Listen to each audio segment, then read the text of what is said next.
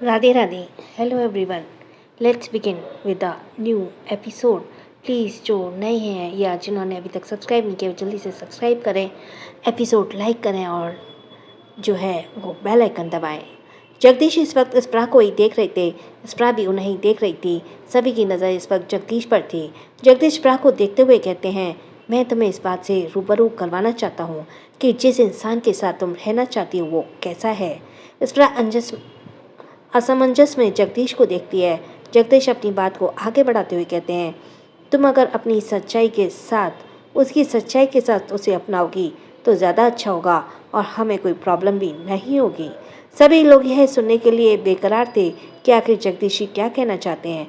जगदीश प्रभा के उत्साहित चेहरे को देखते हुए कहते हैं, कल वो आया था मेरे कमरे में मुझे धमकी देने। उसने सिर्फ मुंह से धमकी ही नहीं दी बल्कि मुझ पर गन भी तानी थी।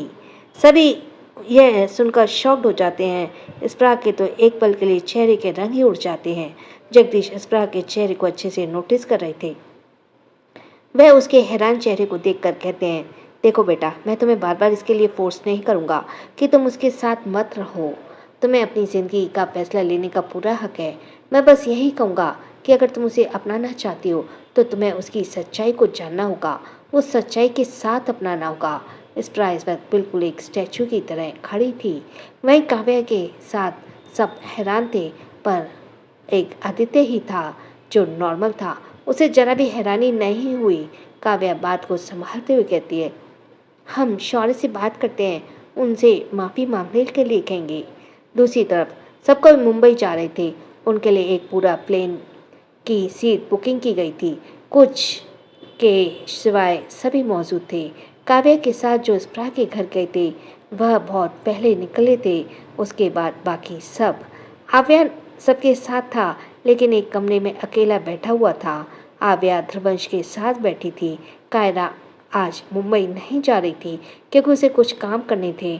आव्या ने इस वक्त ध्रुवंश के बाजू पर अपने हाथ डाल रखे थे और वह ध्रुवंश के कंधे पर सिर रखे हुए मायूस होकर बैठी थी। ध्रुवंश आव्या के माथे पर किस करके कहता है, सब ठीक हो जाएगा ट्यूलिप, इतना उदास मत रहो, तुम्हारे चेहरे को शोभा नहीं देता। आव्या उसी तरह उदासी से कहती है, मैंने 50 टाइम्स सभी के फ़ोन से कॉल ट्राई की पर वह कॉल रिसीव नहीं कर रहा है। मुझे उससे बात करनी है। अंश ध्रुवंश सुनकर कुछ पल चुप रहता है, फिर कहता है, तुमने ब्रो के फ़ोन से ट्राई की? आव्या यह सुनकर नाम में सिर लाती है और फिर एकदम से उसकी आंखें चमक उठती हैं। आव्या जल्दी से ध्रुवंश के गाल पर किस करके कहती है, आई लव यू अंश, मेरे दिमाग में ये आया ही नहीं। ध्रुवंश मुस्कुराता है। आव्या उसे जाने का इशारा करके अपनी जगह से उठकर चली जाती है। आव्या अव्यान चाहता वहाँ जाती है तो देखती है अव्यान आंखें बंद किए हुए था और आव्या अव्यान के पास जाकर खड़ी हो जाती है। आव्या बस उसके सामने खड़ी हुई रहती है पर कुछ बोलती नहीं है। आधे घंटे बाद आव्या को अव्यान की आवाज़ सुनाई देती है, क्या तुम मुझे यहाँ देखने आई हो रैबिट? आव्या जल्दी से नाम में सिर हिलाती है। अव्यान की आंखें अब भी बंद थी। आव्या जल्दी से उसे कहती है, भाई मुझे आपका फ़ोन चाहिए। अव्यान अपने पॉकेट से फ़ोन निकालकर आगे बढ़ा देता है। आव्या जल्दी से अव्यान का फ़ोन लेती है। आव्या एक नज़र अव्यान को देखती है और फिर वहाँ से साइड में चली जाती है। आव्या अव्यान के फ़ोन से रुद्र को कॉल करने लगती है। रुद्र एक ही बार में कॉल रिसीव करता है और उसकी आवाज़ आती है, हाँ बोल। रुद्र की आवाज़ सुनकर आव्या ठहर जाती है। आव्या की धड़कनें एकदम से बढ़ जाती हैं। आव्या बहुत ज़्यादा इमोशनल हो जाती है। वह अपने जज्बातों को संभाल ही रही थी। तभी रुद्र उधर से कहता है, जब मुंह में कुछ ना निकले ना तब मुझे कॉल करना, जब मुंह से कुछ निकले। इतना बोलते ही वह कॉल कट करने ही वाला होता है तो आव्या जल्दी से कहती है, रुद्र प्लीज़ नो। आव्या की आवाज़ से बिल्कुल सन्नाटा छा जाता है। मैं तुम्हें कब से कॉल कर रही हूँ, तुम मेरे कॉल को आंसर क्यों नहीं कर रहे हो? मुझे तुमसे बात करनी है रुद्र। एटलीस्ट तुम मुझे ये तो बता सकते हो कि मेरी गलती क्या है, तुम मुझ पर गुस्सा क्यों हो? आव्या इतना बोलते ही चुप होकर रुद्र के बोलने का वेट करती है पर उधर से कोई आवाज़ नहीं आती। आव्या फ़ोन को देखती है जिस पर अभी भी रुद्र कॉल पर था। यह देखकर आव्या की आंखों में एकदम से आंसू निकल जाते हैं। आव्या सिसकते हुए कहती है, मुझसे बात करो ना प्लीज़ रुद्र। आव्या की सिसकी सुनकर रुद्र कुछ ही पल में कॉल कट कर देता है। आव्या झट से कहती है, रुद्र, पर अब कॉल कट हो चुका था। आव्या फोन को देखती है। उसके आंसू फोन के स्क्रीन पर एक कतार बह जाता है। आव्या को इस वक्त बिल्कुल भी अच्छा नहीं लग रहा था। उसके सीने पर मानो किसी ने बड़ा सा पत्थर रख दिया हो। आव्या कुछ पल खड़ी रहने के बाद अपने आंसू को पोंछती है और अव्यान को फोन देकर जाने लगती है। तभी अव्यान उसे आवाज देता है, रैबिट। आव्या मुड़कर अव्यान को देखती है, फिर कहती है, हाँ भाई।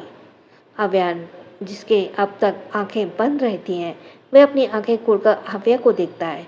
आव्यान आव्या को मुरझे हुए चेहरे को देखकर कहता है, इधर आओ। आव्या अव्यान के सामने जाकर खड़ी हो जाती है। अव्यान आव्या को अपने पास बैठने का इशारा करता है। आव्या बैठ भी जाती है। आव्या बिल्कुल चुप थी। अव्यान आव्या को देखते हुए कहता है, तुम ही रो क्यों रही थी? इतना बोलते ही अव्यान अपना हाथ बढ़ाकर आव्या के सुर्ख लाल गाल को छूता है। आव्या अपनी नज़र झुकाकर कहती है, मैं रो नहीं रही थी भाई। आव्या अव्यान की इतनी फ्रेंडली नहीं थी, लेकिन वह अव्यान को कुछ बता नहीं पाती थी। अव्यान कुछ पल आव्या के चेहरे को देखता है और फिर आगे बढ़कर उसे अपने सीने से छुपा लेता है। अव्यान के ऐसा करते ही आव्या रोने लगती है। आव्या स्ट्रांग थी तो, लेकिन उससे ज़्यादा इमोशनल थी, इसलिए उसने अपने इमोशंस कंट्रोल नहीं हो पाते। आव्या के सारे इमोशंस उसके चेहरे से साफ पता चल रहे थे। शाम के करीब 4:30 बजे सब अब मुंबई पहुंच जाते हैं। सभी पहले होटल जाते हैं, क्योंकि बिना काव्या और बड़ों के वे सिंघानिया विला में एंट्री नहीं करना चाहते थे। सभी साथ में सिंघानिया विला में एकदम रहने वाले थे। होटल में सभी का कमरा बुक्ड था, तो सभी अपने अपने कमरे में चले जाते हैं। प्रणय वॉशरूम में इस वक्त वॉमिटिंग कर रही थी। उसे आते साथ बहुत ही ज़्यादा अजीब लगने लगा। प्रणय मुंह को धोकर खुद को आईने में देखती है और धीरे से कहती है, क्या मैंने बता दूं? मुझे सुबह से वॉमिटिंग हो रही है। नहीं, अगर बता दिया तो बहुत डर पड़ेगी। मेरे खाने पर ही सवाल करने लगेंगे, क्या खाया क्या नहीं खाया, बिल्कुल हाई कोर्ट के वकील बन जाएंगे। बोलते हुए प्रणया मुंह बना लेती है। प्रणया फ्रेश होकर बाहर निकलती है। बाहर जाकर वह अभियान को देखते हुए कहती है, चाहिए फ्रेश हो जाइए। प्रणया यह बोलकर बेड पर उठ जाने वाली थी, तभी अचानक अभियान उसका हाथ पकड़कर खींच लेता है। प्रणया कुछ भी समझ पाती उससे पहले अभियान उसके होठों को अपने कब्जे में लेकर किस करने लगता है। प्रणया अव्यान के सीने पर अपना हाथ रख लेती है और कसकर अपनी आंखें बंद कर लेती है। अव्यान बहुत तेजी से प्रणया के होठों को किस कर रहा था। उसके हाथों से प्रणया के चेहरे को जकड़ा रखा था। अव्यान उसे इतना डीप किस कर रहा था कि प्रणया को ऐसा लग रहा था जैसे अव्यान उसे खा ही जाएगा। कुछ 15 मिनट बाद अव्यान प्रणया के होठों को छोड़ता है और उसकी फिर से अपना सिर जोड़कर गहरी सांसें लेने लगता है। प्रणया को हाँफते हुए सांस ही नहीं थी, प्रणया को पूरा चेहरा लाल हो चुका था। अव्यान अपनी आंखें खोलकर सांस लेते हुए प्रणया को देखता है। कुछ पल में प्रणया की सांस नॉर्मल होती है तो वह अपनी नजरें उठाकर अव्यान को देखती है।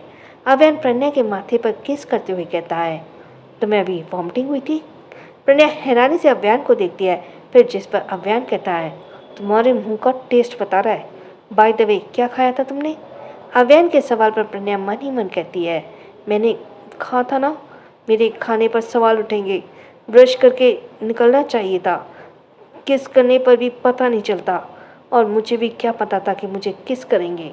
प्रणया बस मन ही मन बोलकर अजीब अजीब सा चेहरा बना रही थी। अव्यान उसके चेहरे को नोटिस कर रहा था। अव्यान अब आगे बढ़कर धीरे से उसके होठ पर किस करता, फिर कहता है, मैं फ्रेश होकर आता हूँ, फिर बात करेंगे। अव्यान वॉशरूम जाता है। प्रणया वॉशरूम के दरवाजे को देखकर खुद से कहती है, बात करेंगे? कैसी बात करेंगे? सफ़र करते हुए मैं तो थक गई, मुझसे बात करना ही नहीं होगा। मैं एक काम करती हूँ, इनके निकलने से पहले ही सो जाती हूँ। प्रणया अपने में ही खुश होकर जल्दी से बेड पर जाकर लेट जाती है और कंबल उड़कर अपनी आंखें बंद कर लेती है। धीरे धीरे रात होने लगी। अब रात के करीब 8 बज गए थे। अप्रिता बैठी हुई सामने 2 कपल को देख रही थी, जिसमें से एक कपल लड़ रहे थे। दोनों के बीच बहुत बातें होकर आर्गुमेंट हो रही थी, तो वहीं एक कपल के बीच प्यार भरी भरी बातें चल रही थी। दोनों एक दूसरे के साथ बैठे बहुत ही खुश होकर बात कर रही थी। लगता है तुम्हें कुछ ज़्यादा ही इंटरेस्ट है लव लाइफ में। पीछे से आवाज़ आई। आवाज़ सुनकर अप्रिता पीछे मुड़कर देखती है तो पीछे रॉनी था जो उसके पास ही आ रहा था। रॉनी अप्रिता को बहुत वक्त से नोटिस कर रहा था। वह अप्रिता के पास आते हुए उसे थोड़ा सा डिस्टेंस बनाकर बैठ जाता है। उसे देखकर अप्रिता जल्दी से अपनी नजरें दूसरी ओर कर लेती है। रॉनी सामने दोनों कपल्स को देखते हुए कहता है, प्यार कोई मजाक नहीं जिसे यूं ही किसी को भी कह दिया जाए कि मुझे तुमसे प्यार है। प्यार एक ऐसा एहसास है जिसमें सामने वाले को कहने की कोई ज़रूरत नहीं होती है। प्यार देखने में सुनने में जितना अच्छा लगता है उससे भी खतरनाक है, तकलीफ देता है। जिसे प्यार मिले उसकी ज़िंदगी आबाद होती है और जिसे प्यार होकर भी ना मिले उसकी ज़िंदगी बर्बाद। रॉनी की ये बात सुनते ही अप्रिता उसे देखती है। अप्रिता रॉनी के चेहरे को देखते हुए कहती है, लगता है तुम कुछ ज़्यादा ही जानते हो प्यार के बारे में। एक्सपीरियंस है क्या? ये सवाल सुनते ही रॉनी के चेहरे पर अजीब से एक्सप्रेशन दिखते हैं। अप्रिता उसे देखते हुए कहती है, तुम चाहो तो मुझे बता सकते हो, मैं किसी को नहीं बताऊंगी। अप्रिता के यह कहते ही रॉनी फीकी सी मुस्कान उसकी ओर पास करते हुए कहता है, मेरे बारे में जानकर तुम क्या करोगी? इतना बोलते ही रॉनी उठकर जाने वाला होता है पर तभी अचानक ही अप्रिता उसका हाथ पकड़ लेती है।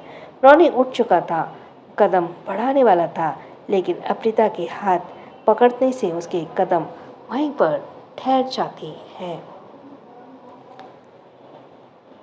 अप्रिता के हाथ पकड़ने रॉनी के कदम वहीं रुक जाते हैं और वह मुड़कर अप्रिता को देखता है। अप्रिता भी अपनी जगह बैठी हुई कहती है, सच कहूँ तो मुझे तुम्हारे बारे में जानना है। रॉनी कंफ्यूज होकर अप्रिता को देखते हुए कहता है, तुम मेरे बारे में क्यों जानना चाहती हो? अप्रिता एक पल के लिए घबरा जाती है और अपने चेहरे पे आने नहीं देती। रॉनी असल में ही चाहता था कि अप्रिता आखिर उसके बारे में क्यों पूछ रही है। अप्रिता कुछ वक्त रुकने के बाद कहती है, नहीं बताना है तो मत बताओ, मैं तुम्हें फोर्स नहीं कर रही हूँ। तुम्हें नहीं बताना तो ठीक है, मैं चलती हूँ। इतना बोलते ही अप्रिता जाने के लिए अपना कदम बढ़ाती है और अप्रिता के बस एक कदम ही आगे बढ़ाया था कि रॉनी उसका हाथ पकड़ लेता है। अप्रिता अब मुड़कर रॉनी को देखती है। रॉनी अप्रिता को देखते हुए कहता है, तुम कुछ ज़्यादा घमंडी हो। इतना बोलते ही रॉनी अप्रिता के हाथ छोड़ देता है। अप्रिता हैरानी से रॉनी को देखती है और फिर थोड़ी तेज आवाज में कहती है, क्या मैं घमंडी हूँ? रॉनी अप्रिता को बिना देखे कहता है, हाँ तुम हो, तुम ज़्यादातर लोगों को इग्नोर करती हो। अप्रिता उसकी बात सुनकर उसे अजीब नज़रों से घूरती है, फिर कहती है, तुम्हें बहुत पता है मैं इग्नोर करती हूँ। लगता है कुछ ज़्यादा ही नोटिस करते हो तुम मुझे। अप्रिता में इस तरह कहने से रॉनी धीरे से कहता है, यही तो मेरा काम है। अप्रिता उसे कंफ्यूज होकर देखते हुए पूछती है, क्या कहा? रॉनी ने ना में सिर हिलाते हुए कहा, कुछ भी तो नहीं, तुम जाओ, कुछ तुम्हें जाना था ना। अप्रिता हाँ में सिर हिलाती है और फिर वहाँ से चली जाती है। रॉनी उसके जाने के बाद अभियान को कुछ मैसेज टाइप करके सेंड कर देता है।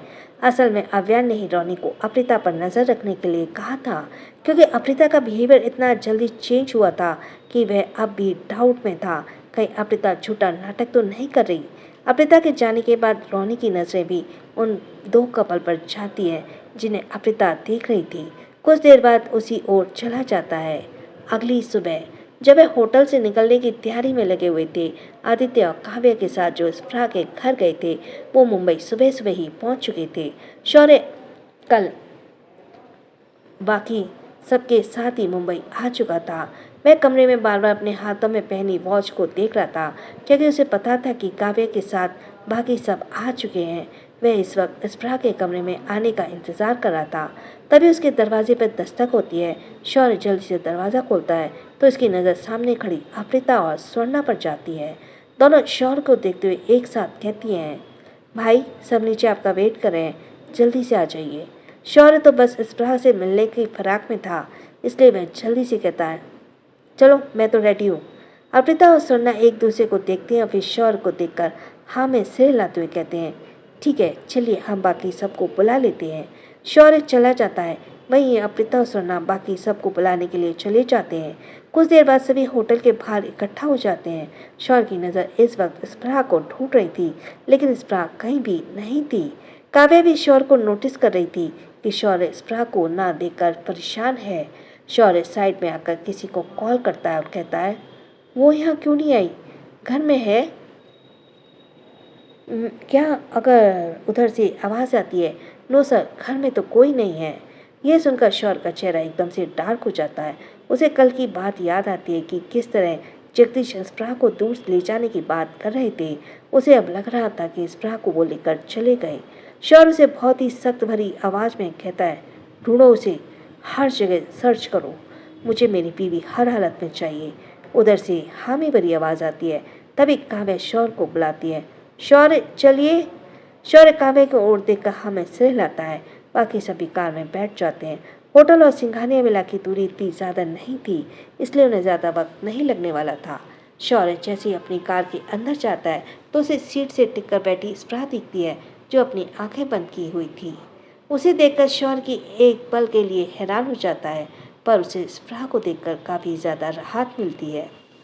शौर्य ठीक से बैठकर अब उसके आदमी को इन्फॉर्म करने के लिए फ़ोन ऑन करता है। वह जैसे ही उसे मैसेज करने वाला होता है, स्पृहा झट से उसका फ़ोन छीन लेती है। शौर्य सिर उठाकर स्पृहा को देखता है। स्पृहा फ़ोन को स्विच ऑफ करके शौर्य को बिना देखे अपने पर्स में फ़ोन रखती है और फिर से अपनी आंखें बंद कर लेती है। शौर्य स्पृहा को कंफ्यूज होकर देखता है, पर स्पृहा उसे कुछ भी नहीं बोलती। स्पृहा जानती थी शौर्य ने उसके ना देखने पर ज़रूर अपने किसी आदमी को उसे ढूंढने के लिए भेजा होगा, और अब जब स्पृहा दिखाई गई तो वह कॉल करके उसे मना करने वाला था। पर स्पृहा भी उस आदमी को थोड़ा सा परेशान करना चाहती थी, जो उसकी सारी इन्फॉर्मेशन शौर्य को दिया करता था। उसे थोड़ा पनिशमेंट देना चाहती थी। शौर्य को खैर वह देख लेगी, उसे पहले वह शौर्य के चमचों को परेशान करना चाहती थी। कुछ देर बाद सभी अब सिंघानिया विला के बाहर खड़े थे। सौरभ उस घर को बहुत गौर से देख रहा था, क्योंकि वही वो घर था जिसने उसने सारा परिवार छीन गया था उसका। सौरभ को इस वक्त वहाँ रुखसार के साथ के पल याद आ रहे थे। वहीं शौर्य उस घर को देखकर सौरभ को भी देख रहा था। शौर्य सौरभ के पास जाकर उसके एक हाथ को थाम लेता है। सौरभ भी शौर्य के हाथ को कसकर थाम लेता है, क्योंकि सच में उसे इसकी ज़रूरत थी। बाकी सब भी अपने पुराने दिनों को याद आ रही थी। कुछ देर बाद सभी सिंघानिया विला के बाहर खड़े थे और सभी अब सिंघानिया विला, सौरभ उस पर बहुत गौर से देखता है, क्योंकि उसका सब कुछ छिन गया था। वही शौर्य उस घर को देखकर सौरभ को ही देख रहा था। शौर्य सौरभ के पास आकर उसके एक हाथ को थाम लेता है। सौरभ भी शौर्य के हाथ को कसकर थाम लेता है, क्योंकि सच में उसे इसकी ज़रूरत थी। बाकी सबको तो पुराने दिनों की याद आ रही थी, जिसमें कुछ खुशी के पल थे तो कुछ दुख के पल थे। घर को गेंदे फूलों से पूरा सजाया गया था, क्योंकि आज पूजा होने वाली थी, फिर से इस घर में नई शुरुआत के लिए। अब वह काफ़ी अच्छे सब कुछ देख रही थी। लास्ट टाइम जब वह आई थी तो बस उसे खंडर नजर आया था, और अब वो खंडर फिर से घर बन चुका था। सिंघानिया विला पहले जैसा था वैसे ही बनाया गया था, लेकिन अब थोड़ा बड़ा बना दिया गया था। अब फैमिली जो इतनी बढ़ चुकी थी। अरुणी देवी व्हील चेयर पर बैठी अपने उस घर को देख रही थी, जिसे उसने सजोकर काफ़ी सालों से अकेले रखा हुआ था। अरुणी देवी के लिए घर घर नहीं बल्कि उसकी पूरी जिंदगी थी। अब सभी घर के चौखट पर खड़े थे। आदित्य अरुणी देवी के पास झुककर कहता है, दादी, घर में सबसे पहले कदम आप रखिए। अरुणी देवी आदित्य को देखती हैं। आदित्य नीचे बैठकर अरुणी देवी के पैर को पकड़ लेता है, क्योंकि उनकी अब इतनी भी हिम्मत नहीं होती कि वह खुद अपने पैरों से हिला सके। आदित्य उनके पैरों को धीरे से व्हील चेयर से नीचे उतारता है। अरुणी देवी का पहला कदम उस घर में पड़ता है तो अरुणी देवी का सुख, चैन, खुशी, राहत सब कुछ वापस लौट आता है।